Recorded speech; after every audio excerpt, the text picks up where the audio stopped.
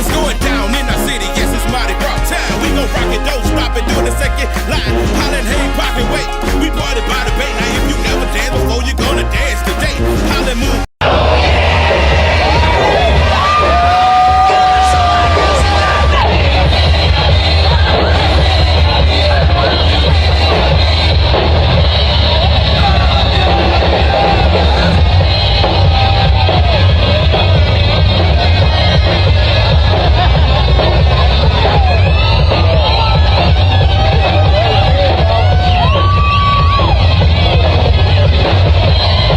What's going on, everybody? Welcome to a special series from Fandoms Anonymous. It's called The Year Without Mardi Gras. And as you know, we are in a period of time right now due to COVID-19 where we cannot have Mardi Gras. We can't have the fun that we have. Right now, we should probably be sitting and waiting on a parade right now, catching a good chicken on a stick or something, but it is what it is. We're here. This series is going to take the opportunity to talk to people who are influential in Mobile Mardi Gras, the birthplace of Mardi Gras, the best Mardi Gras ever invented in the history of mankind. I got, for my first guest, I think this is any other guest other than this would have been better than this would have been Joe Kane, but we can't get Joe Kane. Joe Kane not living. But I got Chico, man. I got Chico. Now, if you don't know who Chico is, you've never been to Mardi Gras. You can't tell me you've been to Mardi Gras and never seen Chico. Chico, how you doing today, man? I'm doing wonderful, man. How are you doing today? I'm good. I have been watching you since I was 5 years old. That's as far back as I can remember. My mama would always point out to me, they go, the man with the drumsticks on the back of the trailer. And I would just look in amazement. Oh my God, he flipped the stick between his fingers. Like, that was it. It wasn't the music yet. Eventually, at the age of 13, I became a musician. I played the tuba and I also played the drum set. So eventually I became a musician, but seeing you in that element, that lets you know that Mardi Gras is here. Like we're in Mardi Gras. First of all, tell us a little bit about yourself. How did you become a musician? All that good stuff. We want to know the history of Chico. Well, my dad played everything but the drums.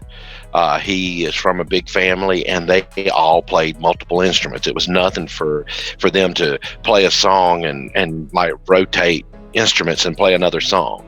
I have two older brothers, and both of them played the drums. However, to this day, one of them, my brother Regan, still plays the drums, and then my brother Hank, he actually DJs.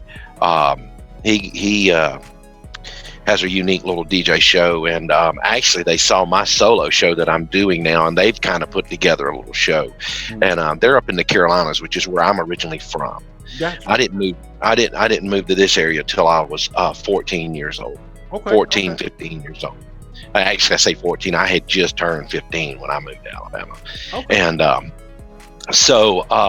but growing up, being around music and family members that played music and stuff like that. My next door neighbor had a drum set that was in this little building that was, it was like an outhouse that just had a little toy drum set in it.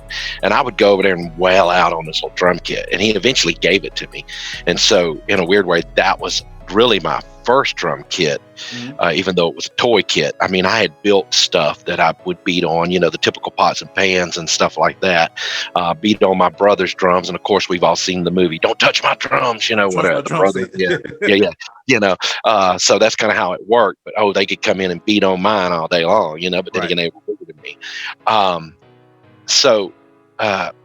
My dad bought me my first drum kit, I want to say when I was around somewhere in my teens, 13. I'm confused if it was around 9 or 13. That's 4 years there. But anyhow, I got a little more serious about playing drums then, and started playing. I've never taken formal lessons from like a music store or anything like that.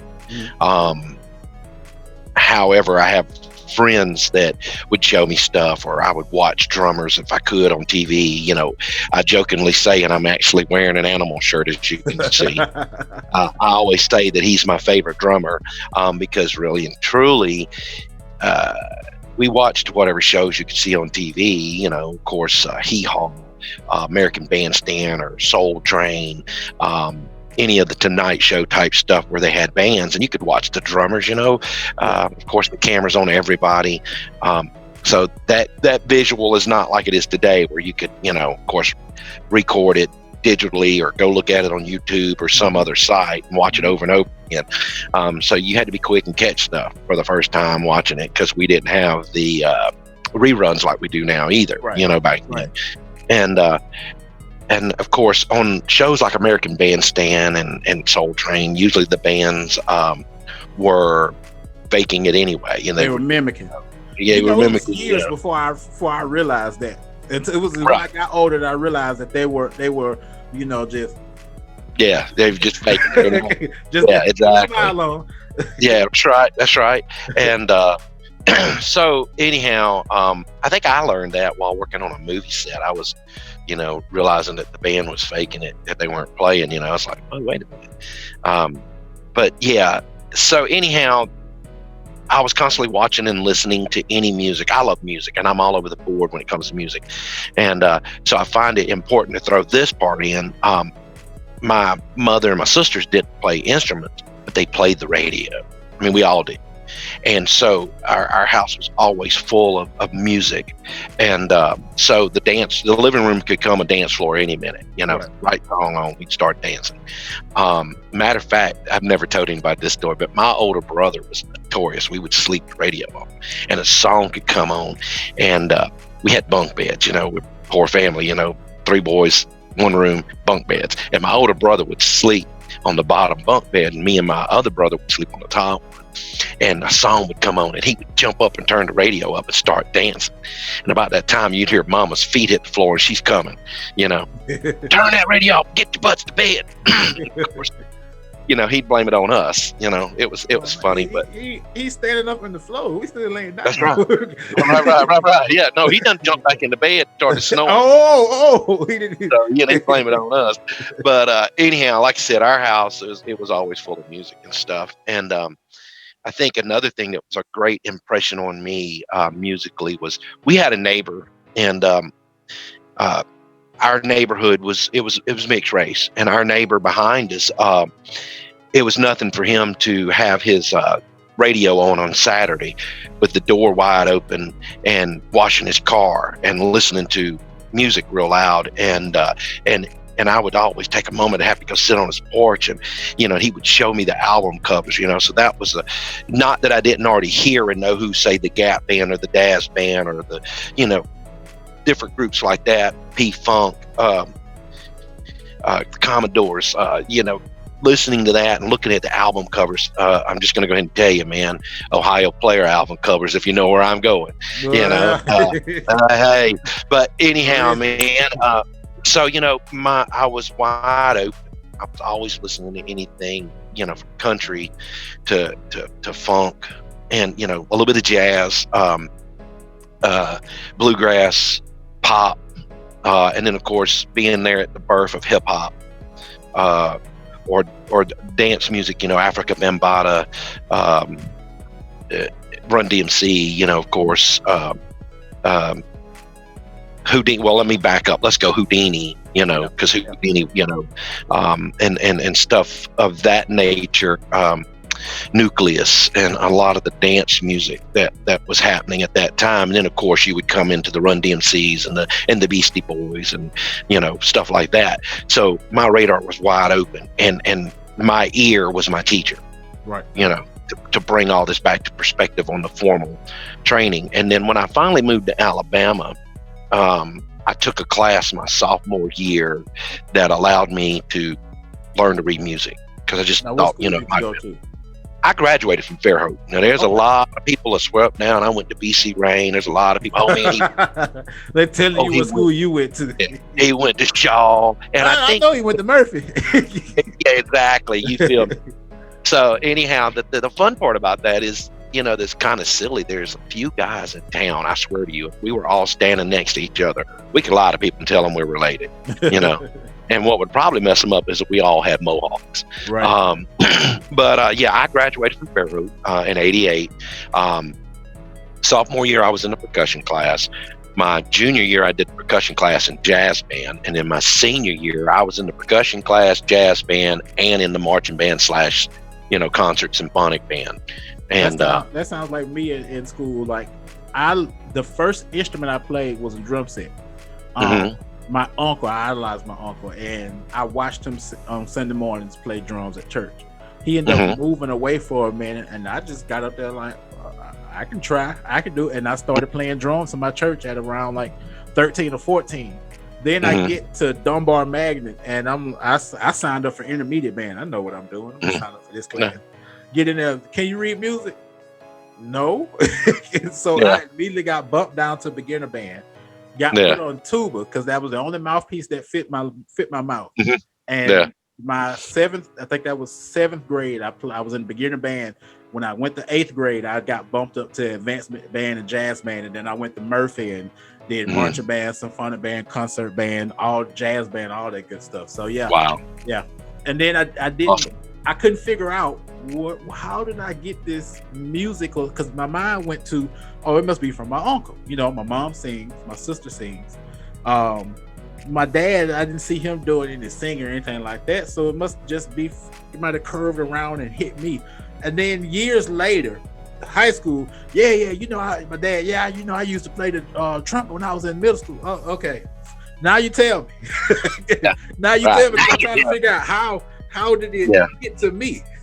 But how did we put it together? Yeah. That's awesome. That's awesome. Well, go ahead. No, man. I was just saying that's really awesome. And so, like I said, around my house, it was always musical and stuff. And then so we get to Fairhope, and like I said, I get to Alabama. I moved to Fairhope. I lived in Daphne, went to Fairhope High School, and did all the band stuff that I did. And what's really funny, and this is kind of hysterical to me. I had a fellow student tell me one time, the band director, says, all you ever do is practice the same stuff every day. It's the same thing. And, that always stuck in my head. And, but one day I sat down and I thought about it. I said, what's funny is maybe that was his way of saying, hey, you guys need to be practicing certain things every day too. Rudiments, or you need to be practicing your scales or whatever. And but at the same time, I would eventually have a conversation with that said band director many years later, and I told him, I said, well, what the funny part is just because y'all could hear what I was doing, you couldn't see what I was doing. Yeah. And I said, so with that being said, I said, what y'all didn't see is Monday I might have practiced playing right-handed, and Tuesday I might have practiced playing left-handed. Yeah. I said, and all the while practicing, I was doing tricks, throwing the sticks up, twirling, trying to bounce the snare off the stick off the snare, or bounce it off the floor tom. I said, so I was practicing all these little tricks and things, and therefore that's why it may have sounded like I was always practicing the same thing, but in actuality, I was, like I said, I was doing something different that you could not see. Right. And so I would take that practice regimen on, throughout the years, because I lived with one of my sisters and her husband, and eventually would be in my own place. And when I was in my own place, I would take that practice and keep practicing and keep practicing and keep practicing, physically keep practicing. Many years later, I would encounter a friend of mine, and he would sit there and he would just kind of like close his eyes, and you'd see his hands doing, like he was doing runs up and down the neck. And I'm like, dude, what are you doing? And he says, well, man, he says, I'm kind of like a golfer. Watch a golfer do a fake swing, and then he'll swing, and hit the ball. He says, I'm basically visualizing what it is I'm doing. Mm-hmm.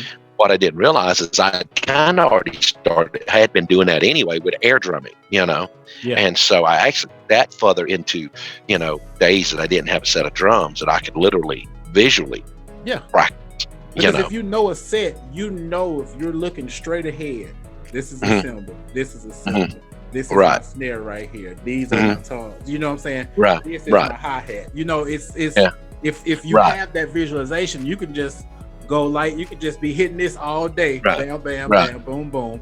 You got it. Right. And also is a great way to maybe practice songs, say, making sure that, okay, this is the verse and this is the chorus, and you're practicing changing from one to the other. Did I do a fill there or did I not do a fill there? Understanding, wait a minute, hang on a minute, I hear those guys are doing this note, they're doing this note, oh wait a minute, they're throwing another note here that's basically introducing the fact that we're going to go to the chorus, which is a whole nother set of this, that, and the other kind of scenario. And so it was basically, once again, communicating with friends and stuff. However, it's earlier today, this is kind of funny, I'm on a lot of drum pages on Facebook and stuff, and sometimes it gets to be mundane with a lot of the same stuff, like who's your favorite drummer thing, Right. And so I wrote a little piece today on it and said, why can't we give our local heroes a shout out rather than constantly giving the pros a shout out? Yeah. I said, for instance, and I mentioned a gentleman by the name of Henry Jolly. I met Henry when I was in high school. I worked at Hardee's in Daphne, and I met him through his dad. His dad always wore drummer shirts, drummer jackets, and I thought he was a drummer. I'm thinking, hey man, this is a jazz guy. Let me talk to him, And then come find out after a few conversations of him trying to be slick, I busted him. He's like, nah, my son's the drummer. He gives me all the stuff. And then eventually I met his son. And Henry would become like one of the best guys. He became like a stepdad in a weird way, like a father figure. And he actually took me around to a lot of places that introduced me to a lot of musicians and a lot of bands and a lot of venues, actually before I was old enough to get in some of these places, because I would go in and act like a roadie, so to say. There was a group of guys from Daphmont area in Daphne that I was jamming with at one time, and so I got to go to a few places and watch bands, because we would get up and do a set or whatever. And so that was another introduction into the music scene. But the best part about it was, I was getting to go to not only the country redneck dive or the local club scene where the rock bands were playing, but I was also going to the urban clubs, and stuff like that. And so that was a really cool thing, getting to stand back and watch some of these guys play the drums, and I'm standing right next to the stage and I'm taking notes, and I'm getting to see it live. I'm not having to watch what the cameraman on the TV show is making me watch, to take it one step past, watching TV. And when I could go to somebody's rehearsal, I would go and I'd watch, at the same time keeping up my own regimen of practicing and stuff. I would take, and remember back in the day, BLX used to do a late night mix, or an evening, after like 9 o'clock mix, where the DJ would be mixing, Roski, or his name just totally went out of my brain. But yeah, Skip, and those guys would be mixing. Every now and then, like B-Rock would show up on there, and who that is. My baby daddy, remember that? Be rocking the business force. But anyhow, those guys would be on there. And so what I would do is I would practice playing grooves, opposing group, or grooves that I was hearing, so, and I'd be jamming with it. And so it was like jamming with the band, because they're beat mixing. So which means they're speeding up, slowing down the groove. But a very minuscule, every now and then they would do some really drastic, cool stuff. But here's the cool part and the kicker. I actually DJ'd back then too. I worked at a teen club called Studio 17. So I knew these guys, because we would do an urban night on Thursday nights, right. And I got the chance to watch these guys.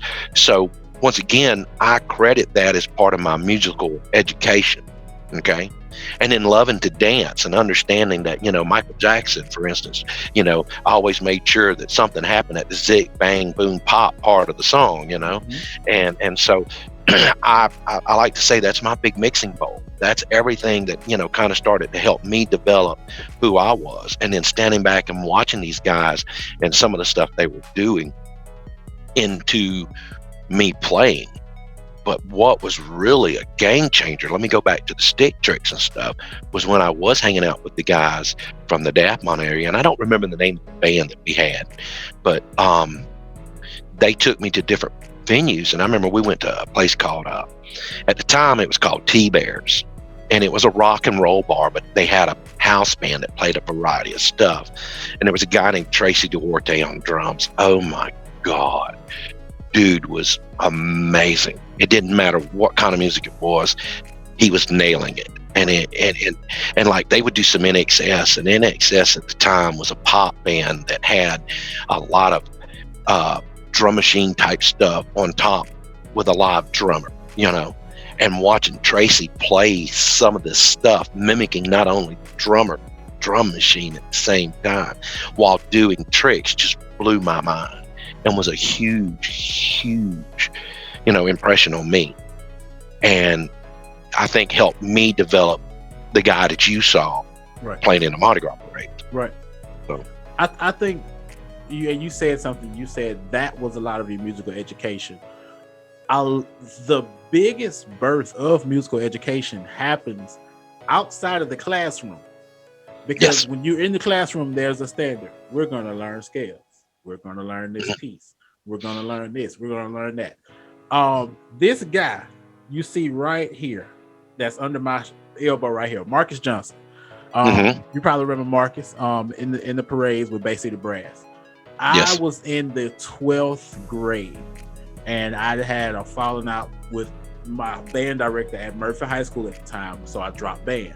Not too soon after that, my mom passed, and this is my 12th senior year, so I'm getting ready to go to college. I'm getting ready to go to college band, and with no longer being connected to band, I had no instrument to practice, keep my skills up, anything like that. Just like you said, the guy had the drummer shirts on. I was working at Food World on DIP, and Marcus would come in all the time, and he literally had what was a sousaphone ornament on a chain around his neck, and I would see him all the time. And I saw that he had on, it was getting close, it was December, so it was getting close to Mardi Gras, January. And I said, you work for one of those Mardi Gras bands? He said, I run one of them. I run Bay City Brass. I said, I play tuba. I always wanted to be in one of them. My mom would never let me. She was like, no, you're not gonna do that. And I was like, they pay money. Well, I can't go. Yeah, go make some money. So it's a job. Yeah, he said, no, you can't have no job. You can't do that. So I said, well, I always wanted to play one of those. Y'all looking for the people? He said, oh, we always looking for people because we always got stuff to do. We always got parades to go to. We might have so many people that we have a band in Fairhope, a band in Daphne, a band in Mobile, and another band doing a gig downtown. So I was like, well, I want to play. So I started going to practice at Figures Rec, right about the floor. And that's why I started learning different styles of playing, because I marched in a core style band. And of course, I was real good with ear hearing and picking up stuff by ear, so I was able to just play stuff like that. But I was engrossed in that environment, and I played all through Mardi Gras in the streets, and I was used to it because, of course, marching in high school and whatnot. It took me a minute because some of the parades was long, and it's different from being in the high school band where we're playing one song every 15 minutes. And playing the entire parade from the beginning to the end. It's a big difference. So that was my introduction to getting into Mardi, and I still play. If I don't, I always trick myself. I say, oh, because I live in Montgomery, or this year I'm gonna go home and I'm gonna just enjoy the parades. Next year I'm gonna come home and play. And then I'll get a call and it'll be like, you gonna be home? I'm like, yeah, I'll go ahead. I'll march the Monday parade. I'll march this parade. I'll march that parade. I trick myself every time. I don't know why I do it. So that was my introduction into getting into Mardi Gras parades. How did you get into Mardi Gras parades? Because now we're getting to the meat of the story here. How did you get into that?